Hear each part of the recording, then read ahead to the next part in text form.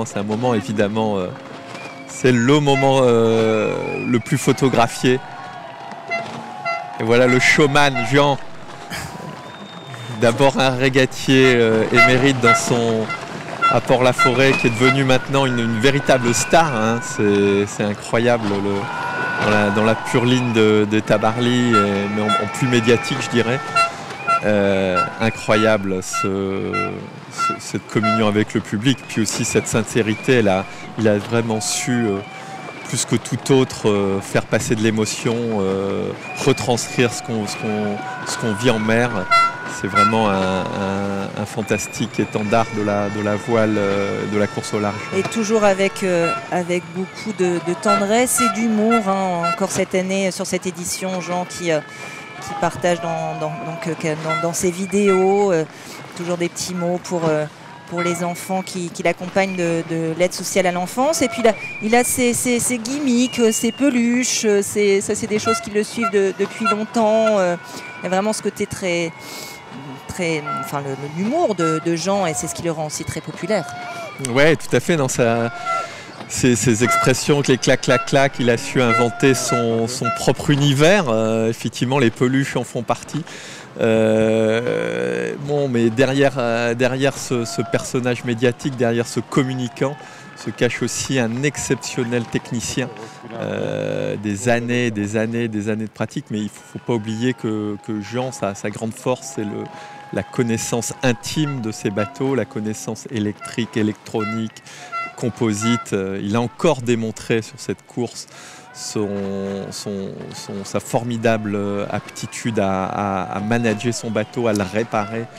C'est justement en s'impliquant, hein, c'est ce que me confiait Jacques Carès, donc, qui fait partie de la direction de course et qui connaît très très bien Jean, à quel point la connaissance qu'il pouvait avoir de son bateau. Un bateau, il a vraiment participé à la conception de ce bateau neuf.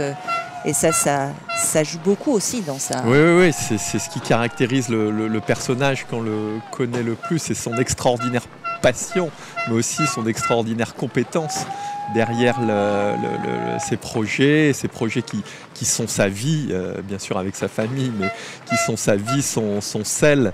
Voilà, mettre au point un IMOCA comme ça, avec une équipe relativement réduite, un budget qui n'est pas celui des plus grands, ça reste quelque chose d'exceptionnel en termes de réalisation.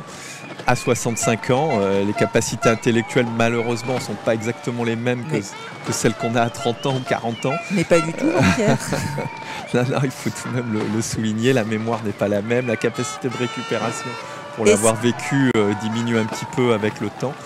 Et voilà, il est là sur son bateau, la capacité, ce que j'appelle la proprioception, lorsque vous allez vous balader à l'avant de votre bateau avec des vagues de 4-5 mètres, savoir se tenir debout, voilà, il faut les muscles pour se faire, et Jean a cette finesse. On l'a vu monter dans le mât, hein, donc je pense que ça va. Et si vous nous retrouvez, donc on est toujours en direct donc, pendant cette remontée du chenal de Jean Le Cam, avec pour commenter cette remontée à mes côtés Jean-Pierre Dick, navigateur. Je vous le rappelle, 4 Vendée Globe à son actif. Ah, c'est un joli moment qu'on vit, Jean-Pierre. Tout à fait, ouais. Je peux être fier, Jean, vraiment. J'ai de l'émotion en regardant ces images. Il peut vraiment être fier, parce que déjà en faire 4, je peux vous dire que c'est en construisant des bateaux, c'est déjà incroyable, mais en faire 6, c'est tout bonnement exceptionnel. Hein. Il est tout seul, il est au toit du monde en ce qui concerne le nombre de participations. Il peut être fier de tout ce travail accompli, tout ce team derrière lui, son énergie. Voilà, il a vraiment eu deux très très grandes carrières, celle qui l'a amené jusqu'à 44 ans à